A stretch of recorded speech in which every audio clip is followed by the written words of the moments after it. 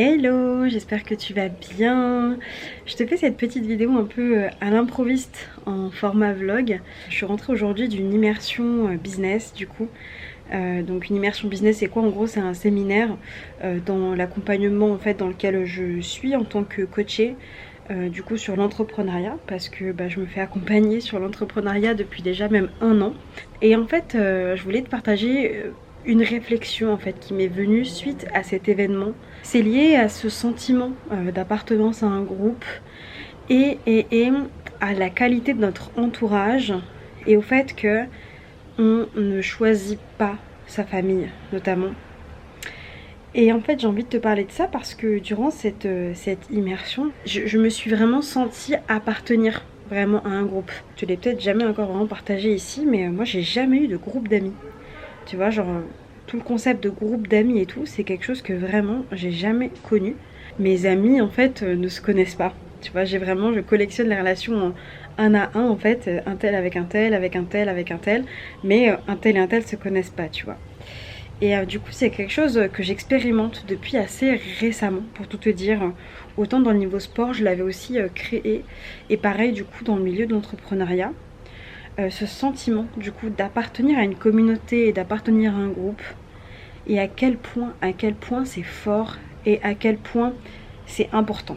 Je sais qu'il y en a beaucoup d'entre vous, et peut-être que c'est ton cas, toi qui regardes ce vlog, qui peuvent souffrir en fait de ça, de pas se sentir appartenir à un groupe, ou alors d'être dans un groupe mais de pas se sentir soi-même dans le groupe. Je pense que d'ailleurs c'est pour ça que je coach dans le domaine des relations, hein, très clairement, pour trouver sa place en fait dans notre société, trouver sa place dans nos relations et reprendre aussi sa place.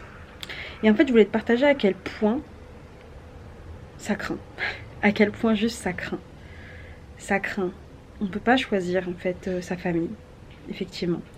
Et je suis tellement confrontée à ça, à des coachés, à des connaissances, à des amis qui me partagent en fait leurs souffrances et leurs difficultés à connecter, leurs difficultés à se sentir 100% en fait elles-mêmes ou eux-mêmes dans leur relation.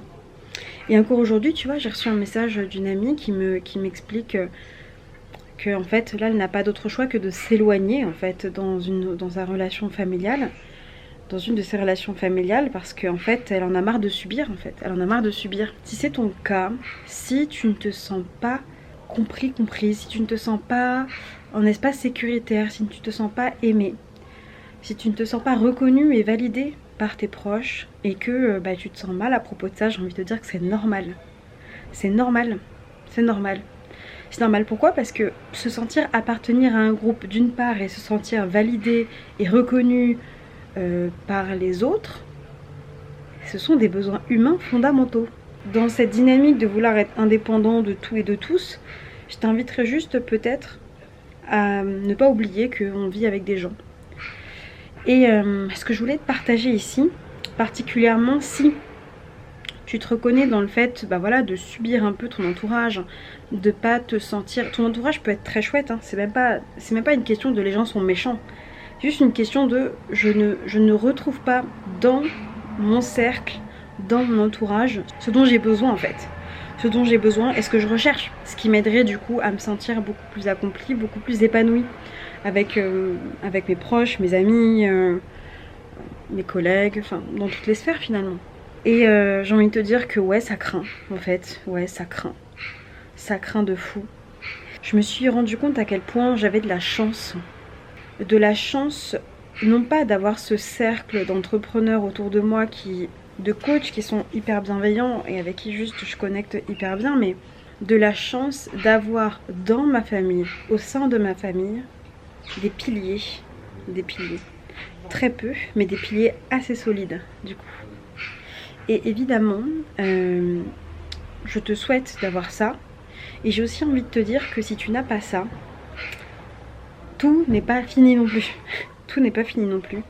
Et je voulais aussi t'envoyer juste de la compassion parce que pour le coup j'ai des piliers, mais j'ai aussi d'autres personnes dans ma famille avec qui juste tu vois, il y a rien quoi. Juste il y a rien, ou alors il y a pas ce que j'aurais aimé qu'il y ait. Et donc je peux aussi vivre cette douleur là. Et du coup je la comprends. Je pense vraiment la comprendre. Et j'ai envie de te dire, voilà, du coup, que t'es pas seule dans ça, dans ce combat. Donc à la fois de la chance et à la fois, c'est du boulot. C'est du boulot, je pense, que d'avoir un entourage bienveillant, un entourage compréhensif, des amis présents, des relations sincères, c'est du boulot. C'est énormément de boulot. C'est inconfortable. Ça fait peur, il y a plein de choses. Par contre, le cadeau que c'est, une fois que tu es dans cette dynamique-là, une fois que tu travailles sur ça, il dépasse absolument toutes tes espérances. Ouais, ça ça pour le coup, je l'ai encore vu hier en fait. Je l'ai encore vu hier, dans la mesure où on ne naît pas en étant hyper compréhensif, hyper bienveillant, hyper soutenant. Ça s'apprend. Je pense vraiment que ce sont des qualités qui s'apprennent. Et ce qui veut aussi dire que l'idée, c'est pas de pousser tous les gens de ton entourage à être dans cette démarche-là. Tu perdrais énormément de temps. Par contre, c'est de choisir tes batailles. Voilà. En fait, c'est ça. Je pense que j'ai plusieurs points à partager. Le premier point, c'est de choisir tes batailles. Pourquoi? Parce que pour avoir ça, pour avoir des relations comme ça, pour se sentir soutenu un minimum, il y a des gens avec qui juste ça ne marchera pas. Et il y a cette part du coup d'accepter cette douleur que ça représente, cette souffrance en fait qui peut être là, en te rendant compte que effectivement cette personne que j'estime, dont c'est censé être le rôle, notamment dans le cadre familial, n'est pas au rendez-vous. Et peut-être qu'elle n'y sera jamais. Donc ça demande beaucoup de travail, d'acceptation, peut-être même une part de deuil, enfin plein de choses. De vivre des émotions et tout ça. Mais de choisir tes batailles parce que il y a des choses qui peuvent en fait changer. Évidemment, on ne change pas les gens. Ok, par contre, on peut se changer soi. Et on peut du coup, en se changeant soi, adapter certaines choses et changer les règles du jeu. Ok, parce qu'une relation, c'est un jeu en fait. C'est comme un jeu de société, il y a un plateau, il y a des pions, il y a des cartes, il y a des règles en fait. Et mon invitation pour toi, c'est de choisir tes batailles parce que pour du coup faire en sorte que tu te sentes bien dans tes relations et que tu construises finalement cet entourage bienveillant, il va falloir faire des choix. Comme c'est du boulot, tu ne pourras pas le faire absolument avec tout le monde. Parce que du coup, t'imagines bien que si tu te donnes à 30% dans chacune de ces relations où tu veux changer les choses, tu vas te perdre, tu vas te décourager, tu vas abandonner.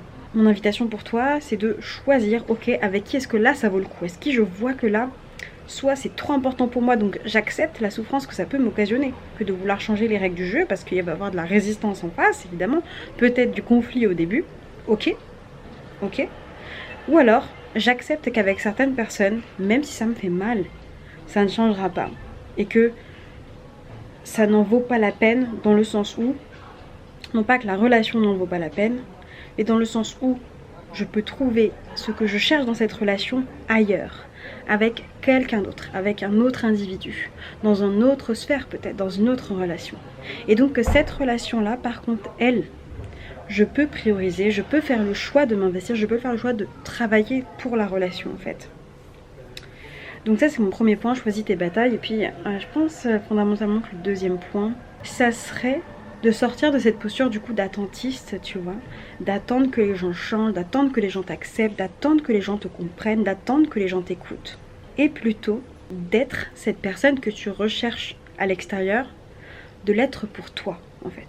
Et donc de t'apporter cette compréhension, de t'apporter cette validation, d'être cette personne qui ne va jamais t'abandonner en fait, de te choisir en fait là-dedans, de travailler sur ta bienveillance envers toi-même, de travailler sur ta capacité à te donner de la valeur, de travailler sur l'amour que tu peux avoir pour toi, de diminuer cette jauge en fait d'autocritique qui est présente, et d'être cette personne compréhensive, bienveillante, avec ce cadre sécuritaire que tu cherches à l'extérieur, de pouvoir te le créer en fait aussi à toi.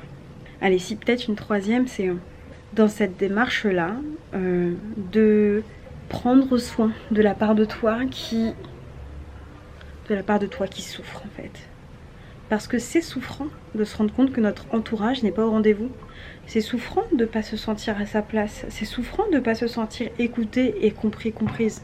C'est extrêmement douloureux et extrêmement souffrant.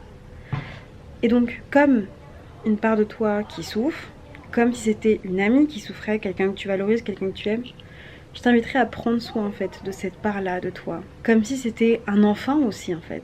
La part enfant de toi, qui à ce moment-là, de quoi est-ce qu'elle a besoin? Peut-être qu'elle a besoin de réconfort, peut-être qu'elle a besoin d'être rassurée, d'être encouragée, d'être apaisée, d'être écoutée. Et ben je t'inviterais à réconforter cet enfant en toi, réconforter cette part de toi qui juste mérite de la compassion parce qu'elle souffre. Je conclurai en te disant que un entourage bienveillant, ça se construit aussi, ça se nourrit, ça vaut le coup.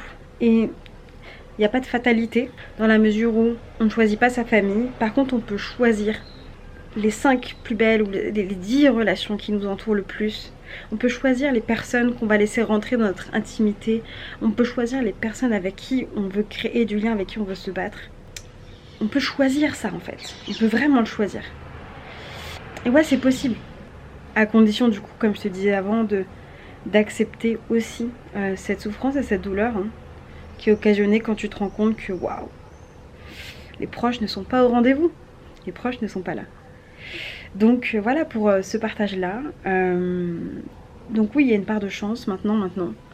Il y a aussi beaucoup de choses que tu peux faire et beaucoup de choses que tu peux construire. Et si c'est quelque chose que tu as envie de faire, mais en étant accompagné, en n'étant pas seul à ce moment-là, créer du coup cette communauté et ressentir que tu appartiens à un groupe, bien du coup courageusement vulnérable et probablement le programme qu'il te faut. On peut en discuter, je te mettrai le lien juste dans la barre d'infos, que tu puisses aller regarder un peu, voir si juste tu te reconnais. Mais c'est ça qu'on fait en fait dans ce coaching là, c'est un coaching du coup de groupe, où déjà je t'aide en fait à ressentir ce que c'est que d'appartenir à un groupe, de voir que tu peux déjà être toi-même dans ce cadre là, c'est ce que mes clientes disent, pour ensuite pouvoir le dupliquer à l'extérieur avec les bonnes personnes pour toi. Si ça te parle, en tout cas, je t'invite juste à cliquer et puis juste à voir si ça t'évoque quelque chose. Et puis échangeons à propos de ça. Et puis voilà, je t'embrasse en tout cas, je te souhaite de passer une très belle journée et je te dis à tout bientôt. Ciao.